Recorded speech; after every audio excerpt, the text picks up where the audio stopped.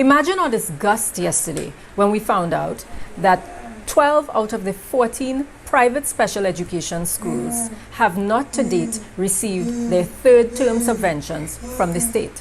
This leaves the administrators, teachers, and students in a very vulnerable position. Now, if you're listening to this, you might be asking yourself, what's the big deal? Well, the big deal is that this is a regular occurrence. Ministry of Education, you continue to fail our children with disabilities. What are you going to do about your shortcomings? Do the right thing and pay the private special education schools the monies you have committed yourself to paying on time. Action. Okay, Daddy. A classic example of a physical disability is somebody who is in a wheelchair. Okay.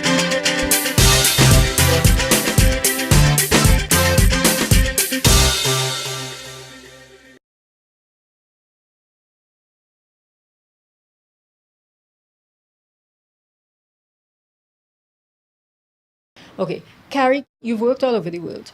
Can you give us an idea of what your experiences have been like working with different parents, no matter where you are? One of the things I've found is that typically parents start out very enthusiastic. They want to do all the exercises and they're making good notes and so on. And they do an exceptionally good job in the initial stages of following through with their homework. Sometimes, because of the progress that they see, sometimes the progress is a lot faster than they had anticipated, because when their child isn't doing something, it's not always something they're aware of until the child starts actually exhibiting that behavior. And then they say, wow, he's now doing this, or he's now rolling over, or he's now looking at me, or he's now tracking me when I walk across the room. And so that sometimes motivates them to work even harder. Oh my gosh, if this happened in 3 weeks, can you imagine what will happen if we keep doing this for a few months or a year or whatever?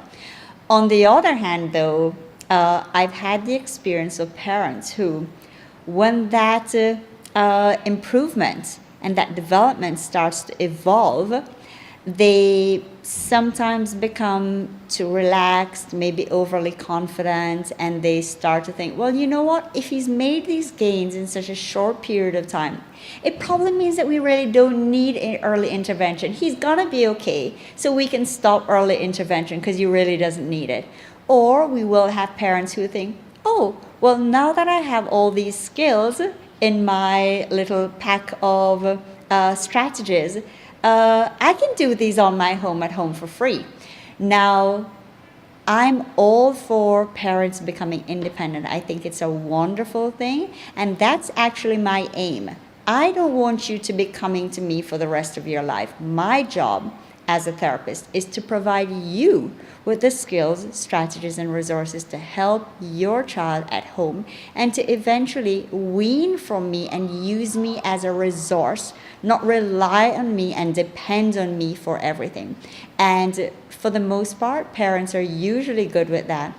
But I do find that sometimes in terms of the expectations, things can go awry, because if they want their child, if their focus is that they want their child to walk, if they come to me for 3 months and their child isn't walking, then they think, okay, well, this therapy isn't working, so we need to move on. So it really depends on the individual. And I think also a lot of it has to do with, it's not just education in terms of educational level or ability, but it's education also from the perspective of the referring professional. Because sometimes when a professional refers, if your child has a particular condition, sometimes they may take it for granted that the parent knows what that means. So they may say, oh, well, you know, your child has cerebral palsy, so we're going to send you to Carrie Phillips and she'll be able to help you. And because that statement is so broad, what they're thinking, the parent hears, is, my child has cerebral palsy, but I'm going to go to this lady because she's going to solve all the problems, and my child is going to walk and my child is going to talk, and after 3 weeks or 3 months, my child is not going to have cerebral palsy anymore. And they come to me with that sense of relief and happiness and excitement. And usually after a little while, after we begin to talk and I explore some more and I realize what's going on and that they do not understand that certain conditions cannot be cured or will not go away, but they can be improved upon in terms of performance, that's where things start to come out. And, sometimes we're able to deal with it. Sometimes parents have to be referred to counseling.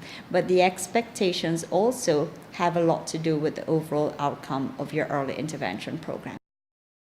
Wow, that is awesome and quite a mouthful. Let me tell you why honoring the payment of subventions in a timely manner is important.